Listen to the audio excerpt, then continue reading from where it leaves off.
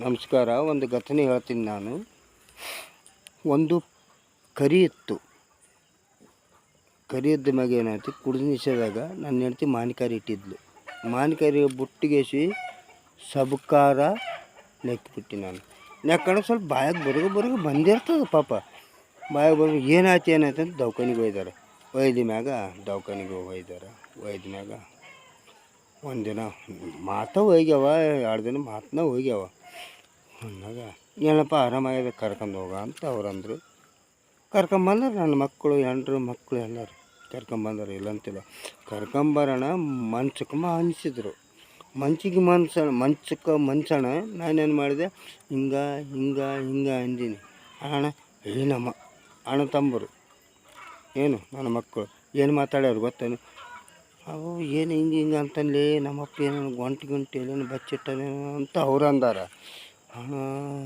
ಹೌದಾನ ಅಂದರೆ ಯಪ್ಪ ಅಣ್ಣ ತಮ್ಮ ದವಾಖಾನಿಗೆ ಕರ್ಕೊಂಡೋಗು ಅಂತ ಅಂದ್ರೆ ಕರ್ಕೊಂಡು ಹೋಗ್ಯಾರ ದವಾಖಾನಿಗೆ ಕರ್ಕೊಂಡು ಹೋಗ್ಯಾರ. ಅಂದ ಮಗ ಆಯ್ತಪ್ಪ ಇವತ್ತು ಮಾತಾಡ್ತಾನೆ ನಿಮ್ಮಪ್ಪ ಅಂದ್ರೆ, ಈ ಏಟನ ಖರ್ಚಾಗಲ್ಲಪ್ಪ, ನಮ್ಮಪ್ಪ ಮಾತಾಡಲಿ, ನಮ್ಮ ಅಣ್ಣ ತಮ್ಮ ಮಾತಾಡಲಿ ಅಂತ ಅವ್ರು ಅಂದ್ಬಿಟ್ಟಾರೆ. ಅಣ್ಣ ತೋರಿಸ್ಯಾರ. ತೋರಿಸಿದ ಮ್ಯಾಗ ನೋಡ್ಬೇಕಾದ್ರೆ ಗಂಟಿಗೆನು ಇಟ್ಟನೇನ ಅಂತ ಅವ್ರು ಲೆಕ್ಕ ಹಾಕ್ಯಾರ. ಅಂದ ಮ್ಯಾಗ ಇವತ್ತಿನಲ್ಲ ಅಣ್ಣ ತಂದು ಮಂಚಕ್ಕೆ ಹಾಕ್ಯಾರಲ್ಲ, ಮಾತು ಬಂದವ.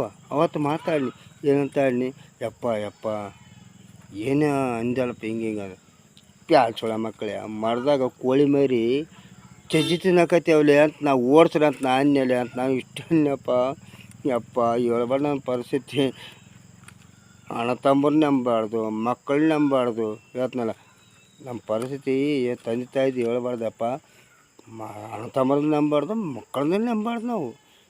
ಆ ಪರಿಸ್ಥಿತಿಗೆ ಇರಂಗ ನಮ್ಮ ಜೀವನ. ನಿಮ್ಮ ಆಶೀರ್ವಾದದ ದೊರೆಗಳು ಎಲ್ಲರೂ ಸುತ್ತಮುತ್ತ ಬಂದ ಬಳಗ, ಅಣ್ಣ ತಮ್ಮರು ದೊರೆಗಳು ಏನ್ರಿ ಎಲ್ಲರೇ ಬಂತು.